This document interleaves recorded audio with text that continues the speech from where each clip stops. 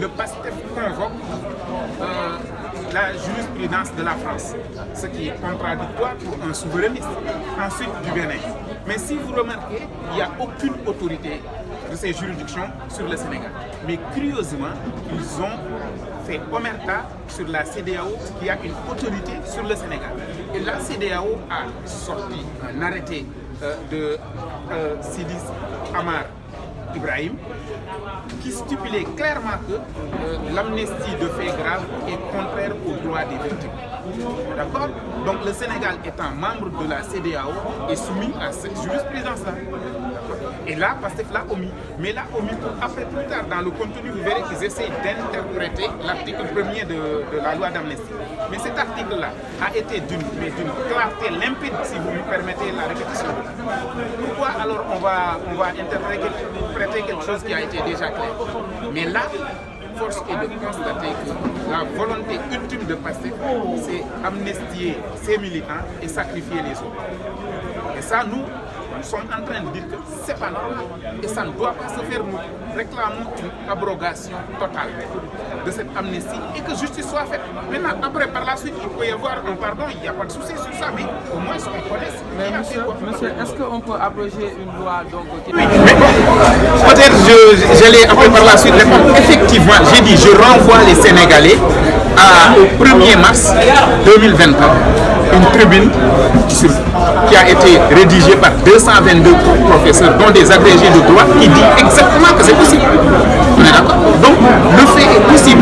Notre responsable juridique tout à l'heure a démontré que c'est possible. Donc, sur ce point-là, c'est de l'enfumage tout simplement. Donc, je termine pour dire que le troisième point de votre déclaration était lié au fait que PASTEF ne pouvant pas donner solution à la situation économique est en train juste de faire du contre-feu. Et j'en veux pour preuve, quand ils sont élus, nous avons observé un silence et toute l'opposition sénégalaise. L'espace public a été ravivé par le Premier ministre qui a convoqué ses militants au Grand Théâtre pour faire du show et piétiner tout le monde. Ça révèle de quelqu'un qui n'a pas une solution. On est d'accord? Autre élément, on nous dit que le pays est en ruine. Je renvoie les Sénégalais à la loi de finances 2025, en cours. Il a été dit que le taux de croissance attendu est de 8,8%.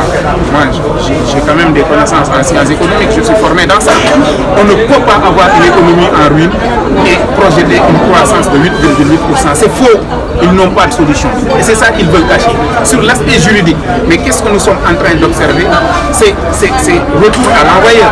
Un PASTEF qui moralise aujourd'hui l'espace public. J'ai dit, le président de la République d'aujourd'hui, Bassirou Diomaye, a eu à traiter les gens de chihuahua, de chiens, a eu à traiter les gens de nafem, a eu à traiter une bonne dame de vous n'avez pas été violée. C'est pourquoi vous parlez ainsi.